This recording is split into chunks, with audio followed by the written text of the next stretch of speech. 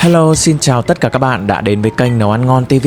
Hôm nay mình chia sẻ với các bạn một món ăn khá là kinh điển của Việt Nam, đó chính là gà chiên nước mắm. Nếu ở Hàn Quốc có gà sốt cay ngọt, Trung Quốc có gà sốt mè, thì gà chiên nước mắm hoàn toàn có thể là đối thủ của hai món này. Từng miếng gà chiên nước mắm giòn rụm, thơm lừng và đậm đà. Ăn vặt hoặc là ăn với cơm thì đều ngon hết sảy. Bây giờ mời các bạn vào bếp với mình làm món này nhé.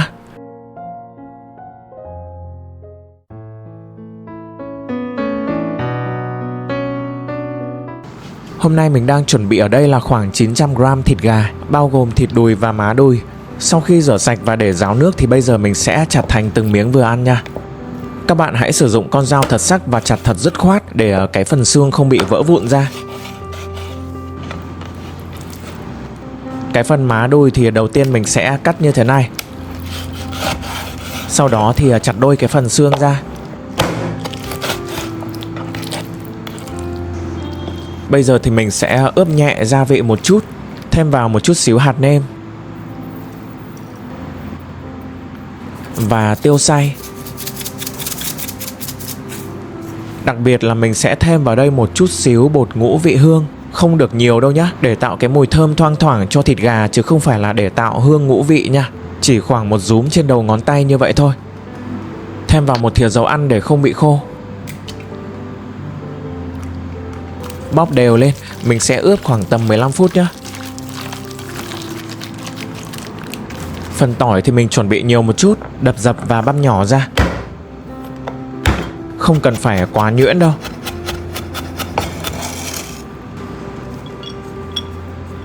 Rồi tiếp theo thì mình đi chiên gà. Do phải ngập dầu nên là mình chuẩn bị một chiếc chảo nhỏ thôi để đỡ tốn dầu.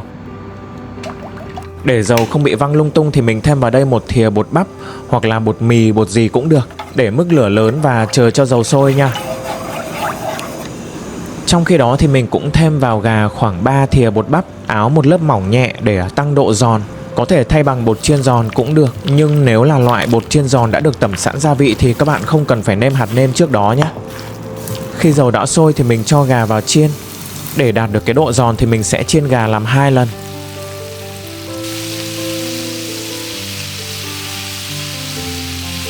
Lần 1 thì mình chiên gà cho vàng nhẹ như vậy thôi, rồi vớt ra. Mình để cho gà hạ nhiệt một chút khoảng tầm 5 đến 7 phút, sau đó thì đem đi chiên lần 2. Bây giờ thì mình pha phần sốt mắm, bao gồm là 3 thìa canh nước mắm. Mình làm đậm đà một chút để ăn với cơm nhé.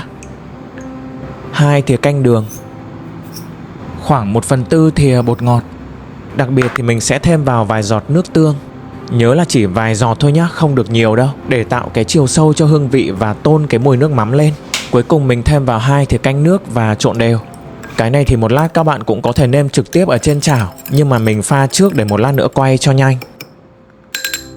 Tiếp theo không thể thiếu đó chính là tiêu. Từ ngày mà có cái tiêu hạt này thì mình rất là thích sử dụng, bởi vì là nó tạo một cái mùi thơm hơn rất nhiều so với tiêu đã được xay sẵn. Mình cho vào trong một chiếc túi để đập dập ra thì nó sẽ không bị bắn lung tung. Nếu không có tiêu hạt thì các bạn vẫn sử dụng tiêu xay bình thường nhé.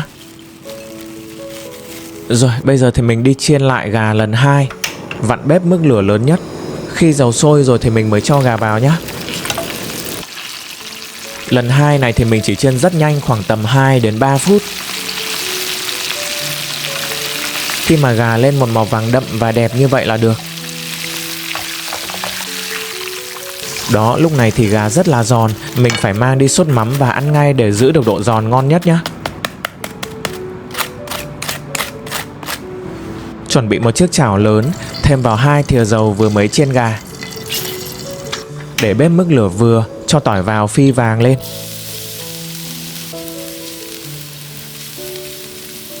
Khi mà tỏi đã vàng rồi thì mình tạm thời tắt bếp.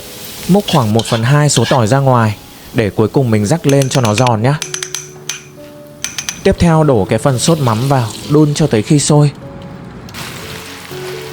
Tiếp theo là cho hạt tiêu vào, đảo lên cho tới khi thấy cái sốt nó bắt đầu sệt lại thì mình cho gà vào nhé. Rồi bây giờ thì mình đảo thật là nhanh tay để cho gà được áo đều sốt. Chỉ độ khoảng 30 giây thôi, cho tới khi sốt bám đều là mình tắt bếp luôn. Cuối cùng rắc tỏi phi vào, cho ra đĩa và ăn ngay để giữ được độ giòn ngon nhất nhé.